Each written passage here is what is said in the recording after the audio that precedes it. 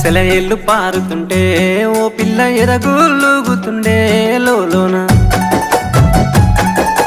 నదులన్నీ కలిసినట్టు పిల్లగా నవ్వెంత బాగున్నది నీలోన గాజుల సప్పులు గలుగల్లు మోగంగా గజ్జెల పట్టీలు గంతేసి ఆడంగా వరిగడ్డి మోపు ఎత్తి ఓ పిల్ల వయ్యారి నడుము పవే ఈ వేళ